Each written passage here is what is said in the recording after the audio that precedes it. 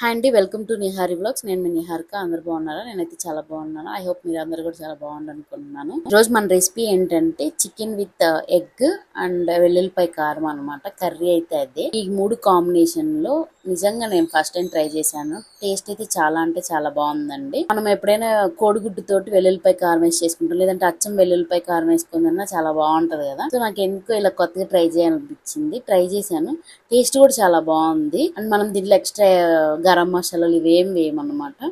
So taste అయితే చాలా బాగుంది. మా ఇంట్లో అందరికి నచ్చింది. మీరు కూడా ట్రై చేయండి. ఫస్ట్ ప్రాసెస్ అయితే చూద్దాం. మనం ఇక్కడ నేను 1 kg చికెన్ తీసుకున్నాను. ఈ 1 kg చికెన్ కి కొంచెం దానికి రుచికి సరిపడంత ఉప్పు, 1 టేబుల్ స్పూన్ అల్లం వెల్లుల్లి పేస్ట్ వేయాలి, అండ్ కొంచెం పసుపు వేసి మ్యారినేట్ చేసి ఒక 1/2 అవర్ అయితే పక్కన పెట్టుకోవాలన్నమాట. ఇంకా దీంట్లో మనం ఎక్స్ట్రా ఏం వేయట్లేదు. ఇక్కడ కారంగా అవేం వేయము. ఇది ఒక 1/2 అవర్ మ్యారినేట్ అయిన తర్వాత ఒక స్టవ్ మీద వచ్చేసి ఇలా ప్యాన్ పెట్టి దాంట్లో ఆయిల్ వేసుకోవాలి. ఇక్కడ నేను ఒక 4 టేబుల్ స్పూన్స్ ఆయిల్ అయితే వేసాను అనమాట. దీంట్లో అయితే మనం కట్ చేసుకున్న ఉల్లిపాయలు, ఇక్కడ నేను 2 పెద్ద సైజు ఉల్లిపాయలు తీసుకున్నాను అనమాట. అండ్ కరివేపాకు, ఇవి రెండు కొంచెం గోల్డెన్ బ్రౌన్ కలర్ వచ్చే వరకు వేపుకోవాలి మీడియం ఫ్లేమ్ లోనే. తర్వాత మనం మ్యారినేట్ చేసి పెట్టుకున్న చికెన్ వేసేసుకొని మూత పెట్టేసి అయితే ఒక 10 నిమిషాలు ఉడకనివ్వాలి. అప్పుడు చికెన్ నుంచి వాటర్ అంతా వచ్చేసి చికెన్ బాగా ఉడుకుతుంది అనమాట. అండ్ మనం చూసుకుంటూ వాటర్ అంతా వినిగిపోయిన తర్వాత మనం ఎగ్స్ వేసుకోవాలి. ఈ లోపు ఇవి ఎగ్స్ వేగే లోపు మనం అయితే ఇక్కడ వెల్లుల్లి కారం చేసుకున్నాం. ఇక్కడ నేను 1 kg చికెన్ తీసుకున్నాను కదా, సో ఒక 4 స్పూన్స్ కారం తీసుకున్నాను. దాంట్లో ఒక చిన్న స్పూన్ తోటి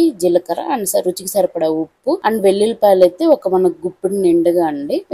ఈ వెల్లుల్లిపాయల కారం, మామూలు కారం ఇవంతా కలిపి మనకు మంచి టేస్ట్ వస్తుంది, మంచి స్మెల్ కూడా వస్తుంది అనమాట. ఈ వెల్లుల్లి కారాన్ని మీరు మిక్సీకైనా వేసుకోవచ్చు. నేను మా చిన్న రోల్లో దంచుకుంటున్నాను అనమాట. ఇది ఇలా మెత్తగా దంచి పెట్టి పక్కన పెట్టుకోవాలి. అండ్ మనం ఎగ్స్ వేసాం కదా, అది కూడా బాయిల్ అయిపోయి ఉంటది. సో ఈ ఎగ్స్ వేసిన తర్వాత మనం ఎక్కువసేపు అయితే కదపకూడదు, ఎందుకంటే చికెన్ ఆల్రెడీ బాయిల్ అయిపోయి ఉంటది కాబట్టి తునకలు అయిపోతుంది. కొంచెం మెల్లగా కలిపేసి మూత పెట్టేసి ఒక 5 minutes ఉంచిన తర్వాత ఎగ్స్ అంతా వేగిపోయి ఉంటది. ఇప్పుడు మనం వెల్లుల్లి కారం ఉంటది కదా, అది వేసుకోవాలి. చూడండి, ఆల్రెడీ దీంట్లో అయితే వాటర్ ఏం లేదనమాట, లైట్ గా కొంచెం ఉంది. అంటే వెల్లుల్లి కారం వేసిన తర్వాత దీంట్లో ఉండే ఆయిల్ అంతా బయటకు వస్తుంది అనమాట. వెల్లుల్లి కారం వేసాక ఒక 5 minutes మూత పెట్టేసి సిమ్ లో ఉంచండి. ఇప్పుడు ఆ వెల్లుల్లి కారం అంతా చికెన్ కి మొత్తం పట్టేసి మంచి స్మెల్ వస్తుంది మనకి. ఇప్పుడు స్టవ్ ఆపేసి మనం ఇలా పచ్చిమిరపకాయలు, కొంచెం కొత్తిమీర, ఉల్లికాడలు మీ దగ్గర ఉంటే వేసుకోండి, లేదంటే ఆప్షనల్. సో ఇవన్నీ వేసి లిడ్ పెట్టేసి స్టవ్ ఆపేయడమే. సో మనకైతే వెల్లుల్లి కారం రెడీ అయిపోయిందండి.